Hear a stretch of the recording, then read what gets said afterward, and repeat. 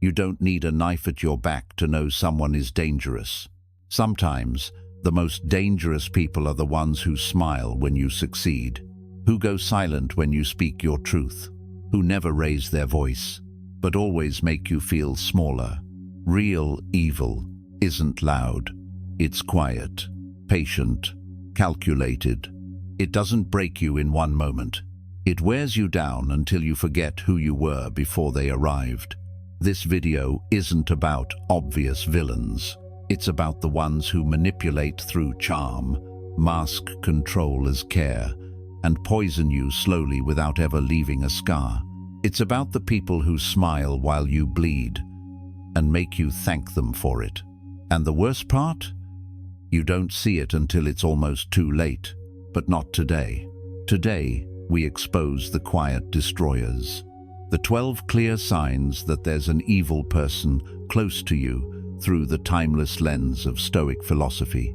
No drama, no victimhood, just ancient clarity, sharpened for the modern mind. If you've ever felt invisible, confused, or slowly erased in the name of love, respect, or mentorship, this may be the moment you finally name what's been haunting you, because the Stoics didn't waste time arguing with shadows. They saw through them and walked away, free. Let's begin. 1. They love you by making you feel lucky. It always starts subtly.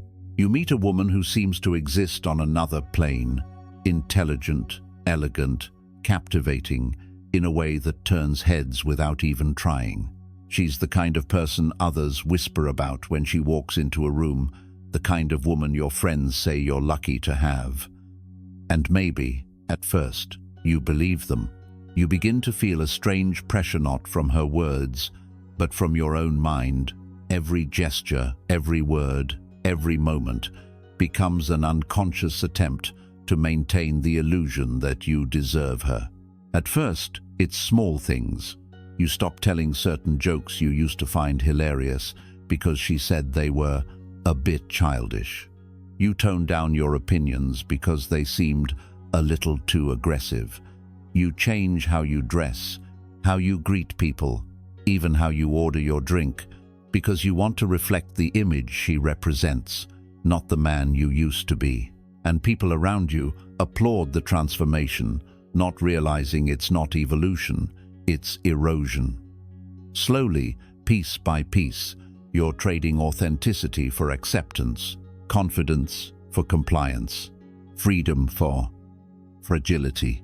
But here's the Stoic truth no one tells you. When you feel you must earn love, it is no longer.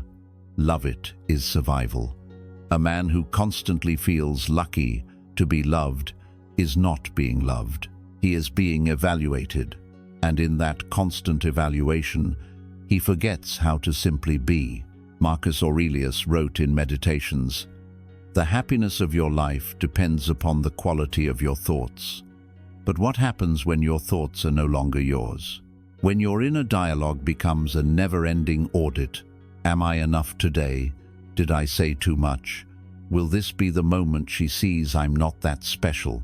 That's the insidious trap of admiration turned into quiet domination. She may never say it aloud, but you can feel either silence when you succeed at something that doesn't involve her, the subtle corrections in public, the faint smiles that never quite reach her eyes when you express an idea that doesn't align with hers. And worse, you thank her for it. You call it elevating your standards or being challenged. But deep down, a small voice whispers, "You're shrinking." The Stoics warned us of this long ago. Seneca wrote, "Associate with those who will make a better man of you. Welcome those whom you yourself can improve." Love, real love, is reciprocal elevation, not the kind that makes you scared to lose someone, but the kind that makes you feel stronger just by being who you are. If you constantly have to recalibrate your worth in the presence of someone else, then that presence is not love, it's domination wrapped in affection. So ask yourself, What parts of you have gone silent since this relationship began? What desires have you shelved? What instincts have you doubted? Write down 3 things you've done not because they were true to who you are, but because you feared losing someone's attention. Then read that list out loud. If it sounds like you're talking about a boss, or a critic, or a god, you must please know this. You're not in love. You're in a quiet form of captivity. And Stoicism calls you back not to rebellion, but to remembrance, to reclaim the you that existed before you had to audition for affection, because the only love worth keeping is the one that lets you keep yourself. 2. They make you doubt yourself until you don't know who you are anymore. You offer an idea carefully thought through, practiced, and delivered with confidence. Your manager nods, smiles, and says, "Let me take a look before we move forward." It sounds supportive, even kind, but somehow you walk away feeling less sure, not about the idea but about yourself. It keeps happening. Your input isn't rejected, just delayed, rerouted, paused. Each time, the same message echoes in your head. Let me take a look. And slowly, without realizing it, you begin to hesitate even before you speak. This isn't criticism. It's something subtler and more corrosive. Psychology calls it micro-gaslighting, the soft erosion of your confidence through vague responses, gentle doubt, or strategic silence. You begin shrinking your voice not because someone told you to, but because you've been trained to expect hesitation. This isn't leadership, it's quiet control. Epictetus warned in the Discourses, "No man is free who is not master of himself." But how can you master your voice when every thought needs someone else's approval before it feels valid? The issue isn't just them, it's what it awakens in you. If you equate external approval with internal worth, then even small pauses can feel like rejection, and you'll keep editing yourself until you disappear. This is where Stoicism meets modern psychology. Cognitive behavioral therapy helps us identify distorted thoughts like tying our value to validation. Stoicism offers the same lesson, that we must own our judgment, not outsource it. Daniel, a young architect, learned this the hard way. His manager often said, "Good idea, let me run it by someone," but never followed up. Over time, Daniel explained everything. He even hesitated to order coffee, unsure if it was the right moment. He wasn't doubting ideas anymore. He was doubting his right to express them, so he stopped waiting for permission. He began writing down the words that made him feel small then, responded to each with his own truth. They said, "Let me double-check. I say, I've reviewed this. I trust my judgment." They said, "Maybe it's better to wait. I say, now is a good time. My intuition matters." It was subtle, but powerful. Because self-trust doesn't return in a rush, it rebuilds in silence. If this resonates, here's a practice. Write down 5 phrases that made you doubt yourself. Then, beside each, write what you wish you'd believed. Finally, ask yourself, if their hesitation didn't exist, would I still hesitate? Sometimes, the answer to that question sets you free. You don't need to raise your voice to reclaim it. You only need to stop borrowing other people's silence. Because no one has the right to make you disappear from yourself, not through criticism, not through kindness. The Stoics didn't teach us to speak louder. They taught us to believe ourselves, even when no one else claps. And that's what makes your voice unshakable, no because it's loud, but because it's yours. 3. They help you so you become dependent. You meet someone who seems to have all the answers. Grounded, confident, magnetic. Their presence feels like a shortcut to growth. They support you when you hesitate, guide you through decisions, offer insights when you're unsure. And at first, you're thankful. Isn't that what good mentorship looks like? But over time, a subtle shift happens. You start deferring, waiting for their input before making any decision. You catch yourself thinking, let me run this by them first. Your gut feelings take a back seat. You start emailing drafts with the subject line, thoughts? Not because the idea is weak, but because your confidence has quietly eroded. They never asked for control, but you gave I-tone hesitation at a time. In psychology, this dynamic is known as dependency conditioning, often formed when support becomes so consistent it rewires our self-trust. As Dr. Harriet Lerner, a clinical psychologist, explains, over-functioning for others is the flip side of under-functioning for yourself. You begin to believe your stability is tied to their validation. That's not mentorship. That's quiet erasure. The Stoics warned of this long ago. Epictetus wrote in the Discourses, "The greater the difficulty, the more glory in surmounting it." If someone shields you from every struggle, they also shield you from the glory of overcoming it. Their help, however well-meaning, becomes a ceiling, a way to stay safe but not to grow. This form of support is rarely malicious. It often comes wrapped in kindness. But if their kindness makes you smaller, quieter, more dependent, it's not growth. It's subtle control. You may find yourself becoming a filtered version of who you were, not out of fear, but out of respect. And yet, that respect quietly reshapes your identity. You don't act unless they approve. You don't move unless they nod.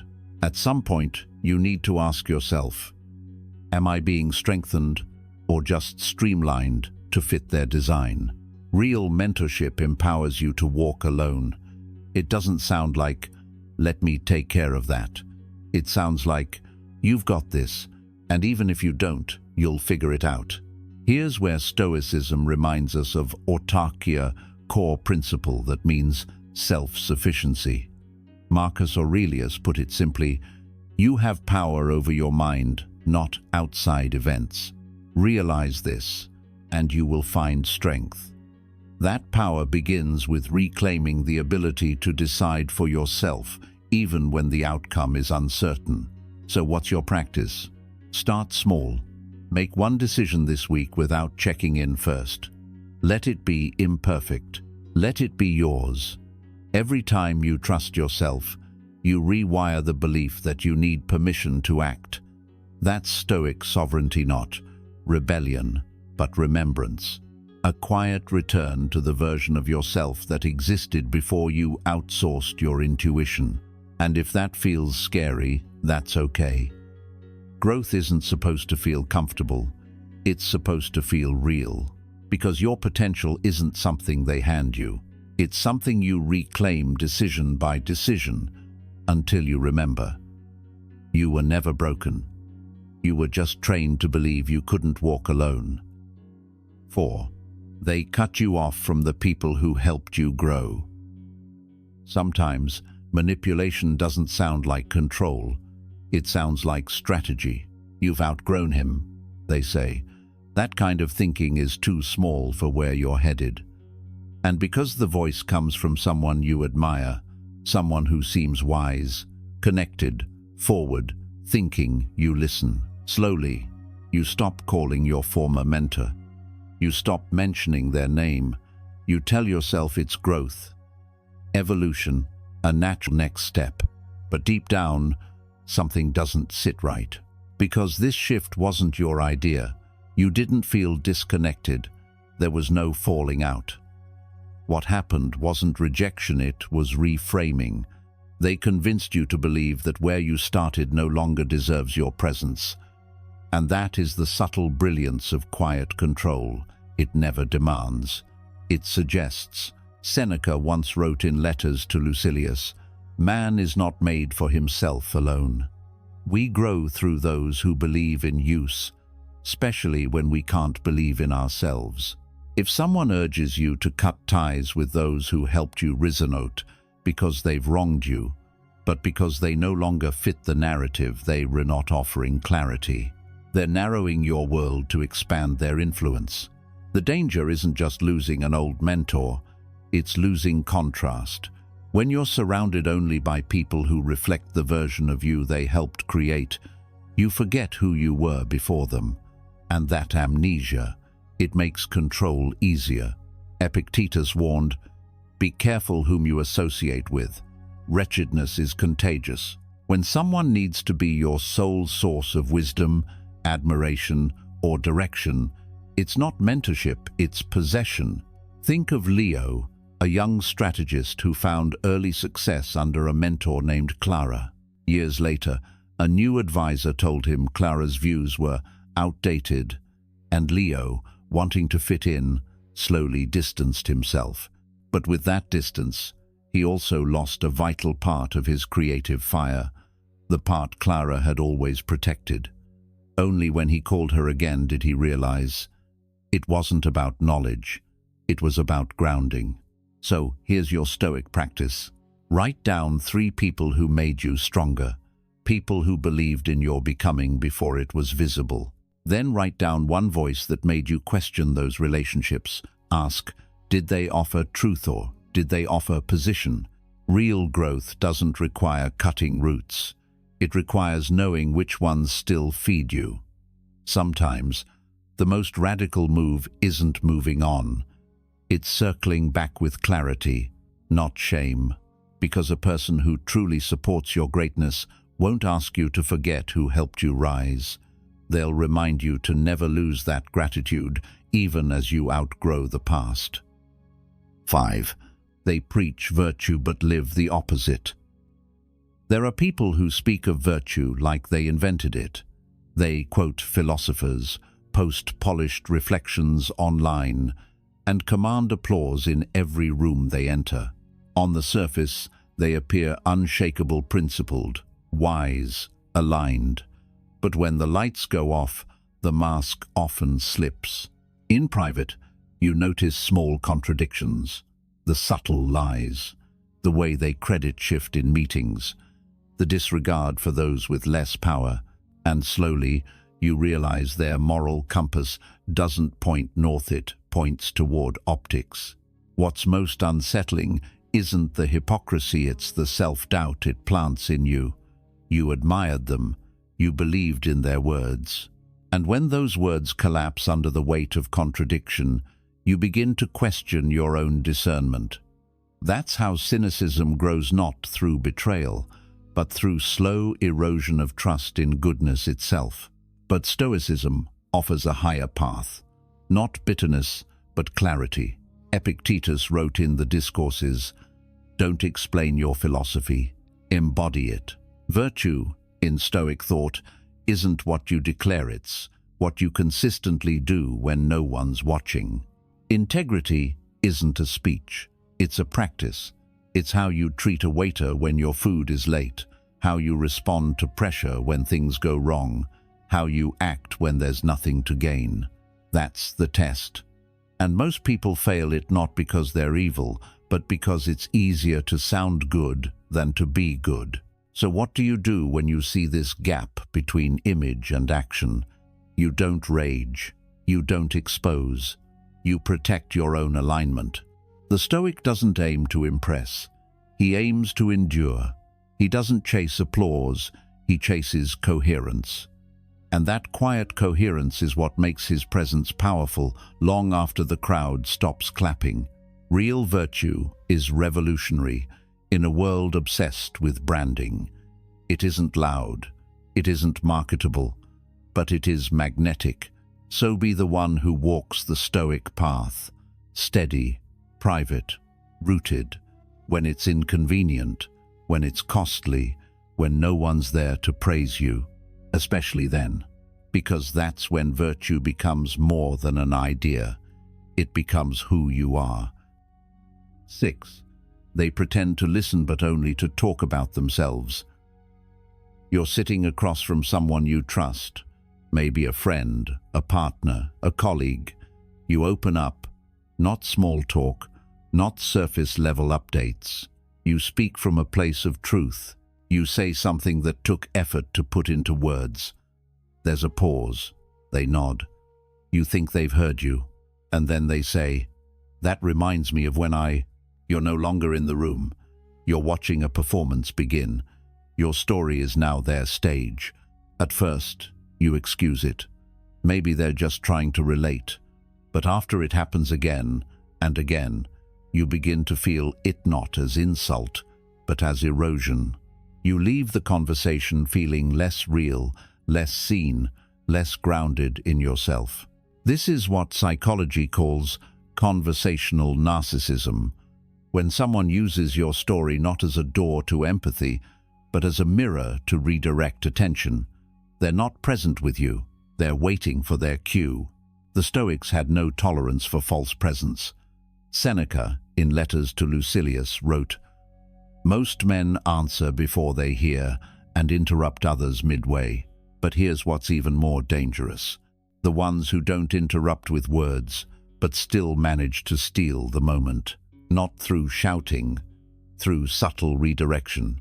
And that redirection is powerful because it's clean, socially acceptable, wrapped in politeness, but you walk away feeling invisible."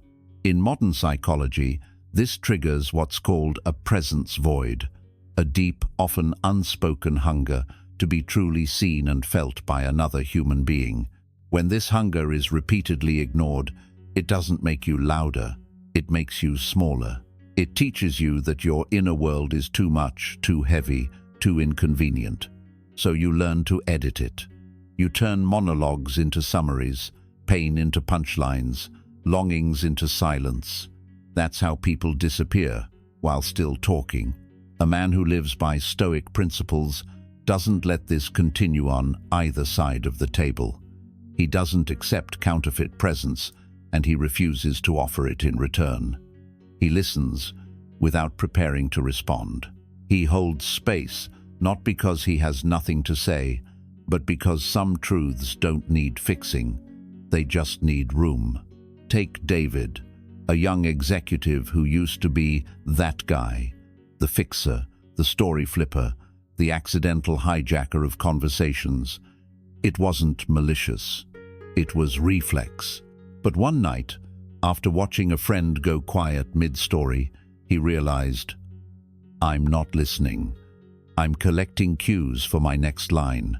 That moment changed him.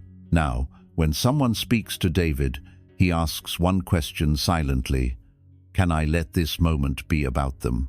He waits. He doesn't rush to reflect or fix. He allows the other person to land completely before speaking. You can do the same. Here's your practice. Think of 3 recent conversations where someone opened up to you. Did you listen? Did you relate?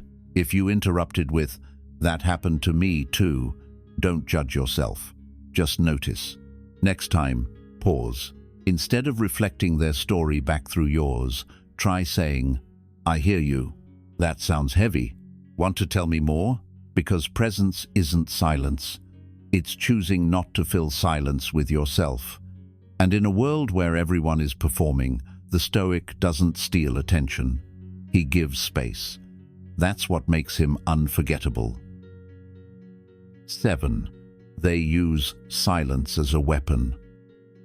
You're in a room where ideas flow fast, whiteboards scribbled with brilliance, voices bouncing with momentum. And yet, one person sits quietly. They're not rude. In fact, they smile when you speak, nod politely, take notes diligently. But when feedback time comes, they say nothing. Not praise, not critique, just silence. At first, you tell yourself they're reserved, maybe introverted, but patterns don't lie. Because when others speak, this person engages, offers thoughts, asks questions, but with you nothing. Their silence isn't neutral, it's aimed. And over time, it begins to work. You start second-guessing, rewriting ideas, rehearsing twice. That polite silence begins to echo long after the meeting ends. It slips into your thoughts, your confidence, your posture. This isn't disagreement. It's something subtler, more corrosive, a passive withdrawal of acknowledgement, strategic, selective, and invisible to everyone but you. Marcus Aurelius once wrote in Meditations, "The impediment to action advances action. What stands in the way becomes the way." But what happens when what stands in your way is silence? That's the trap. When silence is used not as space but as power, it creates a fog. There's no confrontation, no words to push back against, just a growing sense that maybe you're not worth a response. But the Stoic doesn't beg to be heard. He doesn't internalize ambiguity. He names it, observes it, refuses to absorb it. Because what is silent manipulation if not the illusion that your worth depends on someone else's reaction? Daniel, a young designer, learned this the hard way. A colleague never engaged with his work. She never criticized but never contributed. And the more he tried to earn her response, the smaller he felt. Until one day, he shifted focus. He stopped waiting. He redirected his energy toward those who showed up with clarity and dialogue. From that moment, he no longer saw her silence as truth. He saw it as her strategy, and he stepped outside its shadow. The Stoic doesn't fight silence with noise. He creates inner stillness. He defines his value not by applause nor rejection, but by the integrity of his work and the clarity of his mind. Because silence, when used as a weapon, only cuts when you hand it the blade. Take a moment to reflect. Is there someone in your life whose silence makes you question your worth? Someone whose approval you've been quietly chasing without ever saying it aloud? Ask yourself why their opinion still holds that kind of weight, and what might change if you stopped needing it. 8. They say they love you, but they make you shrink. You didn't notice it at first. In fact, it felt like love. Anna admired Jack's energies, ambition, his presence, the way he walked into a room and quietly owned it. She told him how rare he was, how driven, how alive. Jack felt seen, chosen. He believed he'd found someone who celebrated his light. But slowly, something shifted. There were no arguments, no demands, just suggestions, soft, polite, and oddly persuasive. Maybe don't say that in the meeting. It might come off too confident. Or, could you tone it down a little? People get intimidated. Dub. She said it with a laugh, a smile. And Jack adjusted. Not all at once, but gradually. He started filtering his thoughts, softening his voice, hesitating before sharing bold ideas. He skipped events she frowned at, declined opportunities she seemed unsure about. He told himself it was compromise. But compromise is mutual. This was quiet conformity. His light dimmed, not from neglect, but from seeking love, in exchange for permission to exist fully. Marcus Aurelius once wrote in Meditations, "The soul becomes dyed with the color of its thoughts."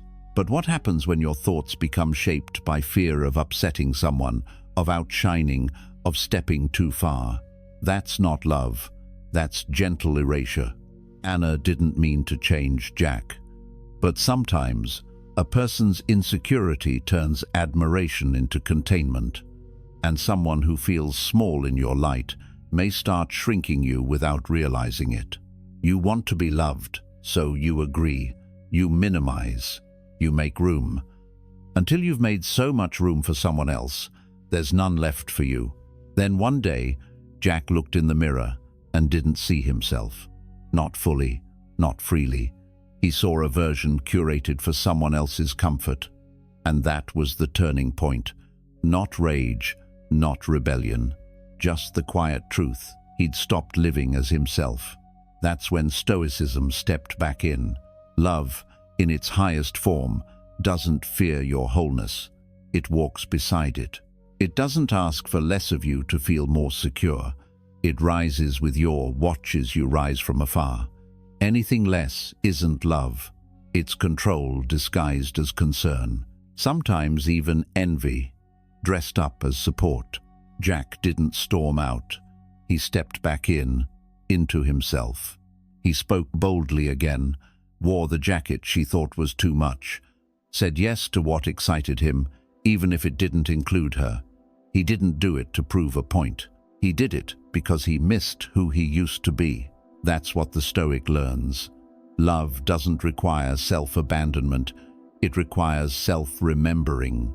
If you've ever silenced a part of yourself just to keep the peace, pause and ask, what did I once do with joy that I've since hidden in exchange for being accepted? Because the people who truly love you won't shrink you to fit their story. They'll grow with you into something larger. They'll meet your fullness without fear. So, if you feel yourself getting quieter not from reflection, but from feared and wait for permission, return, reignite, speak with clarity, live without apology, because the soul, like fire, was never meant to burn quietly. 9. They smile when you bleed. In a team meeting, you raise your hand and say, "The delay was on me. I misread the timeline." It's simple, responsible, professional. You expect a nod, maybe a constructive question, but instead, across the table, you catch a subtle expression, a faint smile. Not of reassurance, but of satisfaction. It's gone in a second, but you felt it. Not support, not concern, just the quiet flicker of someone enjoying your fall. Psychologists have a name for this. Schadenfreude, secret pleasure one feels in the misfortunes of others. It exists in all of us, in moments. But when it becomes a pattern, when someone consistently lights up in the face of your struggle lights, no longer a reaction, it's a trait. These people don't trip you. They don't need to. They simply wait. They gather your mistakes like proof evidence that you're not who others believe you are. And when you show your humanity, they glow. Just a little. Marcus Aurelius saw this clearly. In Meditations, he wrote, "When another's misfortune delights you, your soul is already poisoned." Line, because real confidence isn't built by watching others fall. And real strength isn't measured by being the last one standing. It's measured by how you stand when no one else can. People who smile when you bleed aren't strong. They're fragile. Their identity depends on your collapse. Their silence isn't indifference, it's indulgence. A chance to feel superior without saying a word. Thomas, a senior consultant, once admired a co-worker named Joel. Charismatic, well-spoken, always in the loop. But whenever Thomas faced a setback, a missed deal, a client complaint, Joel was there. Not with solutions, but with subtle satisfaction. A smile that never matched the moment.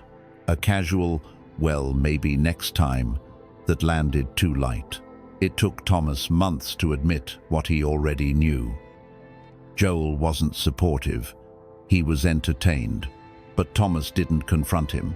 He didn't seek revenge. He just withdrew his vulnerability. He stopped offering his failures to those who hadn't earned the right to witness them.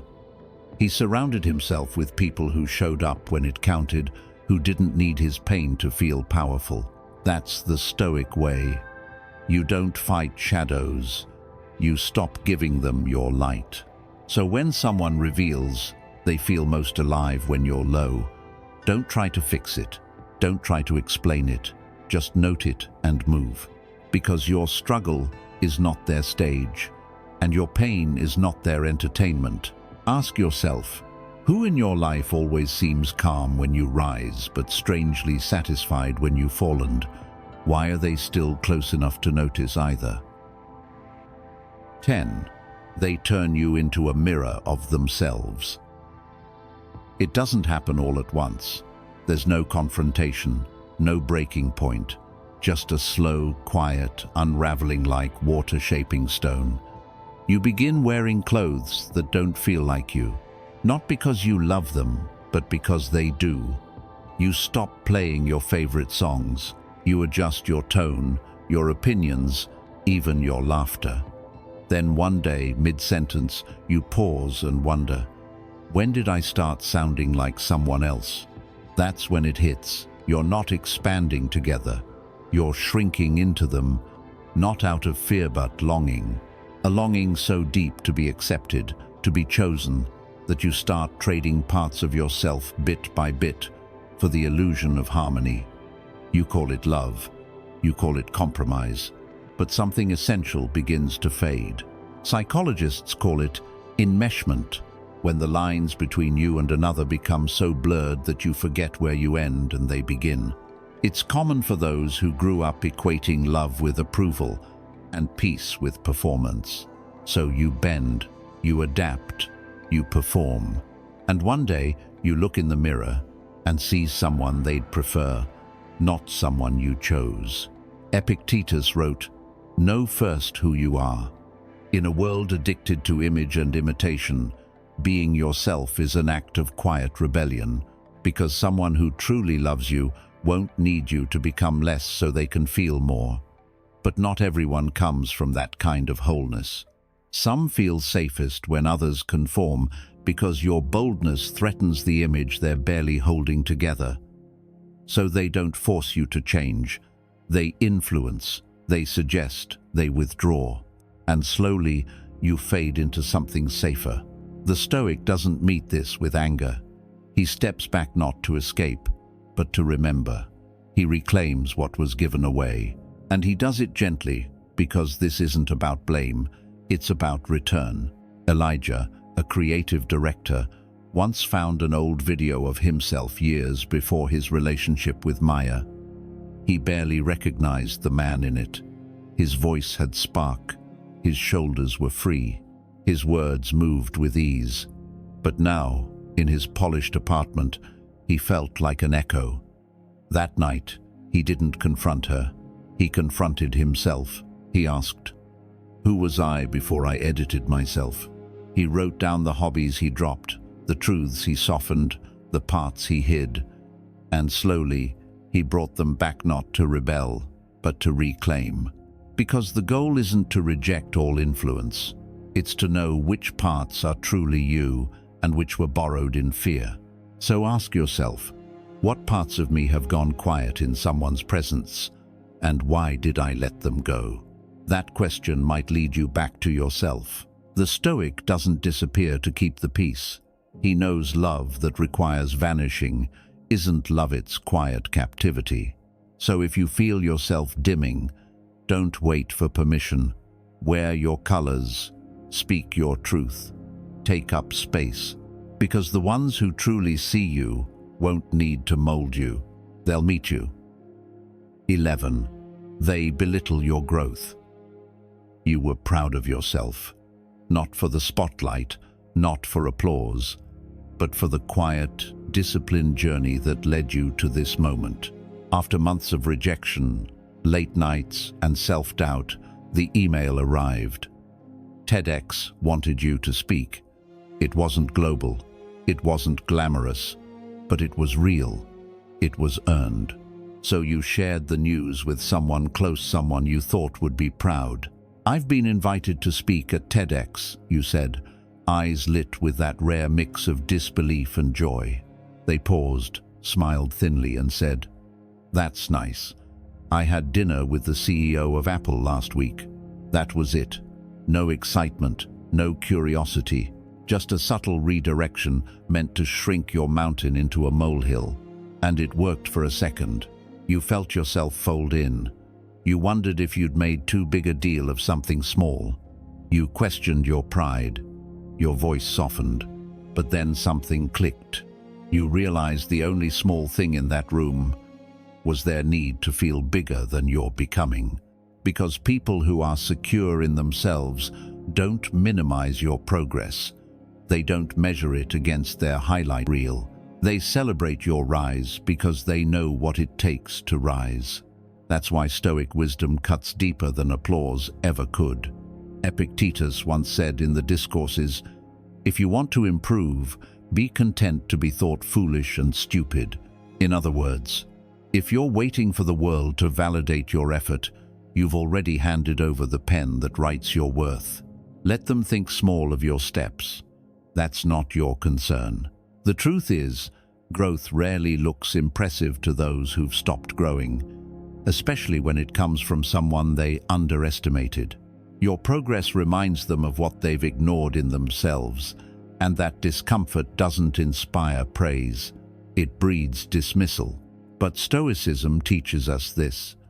Your path isn't less valid because someone else chose a louder one. You're not behind because your story doesn't sound like theirs. You don't need their applause. You need your own conviction.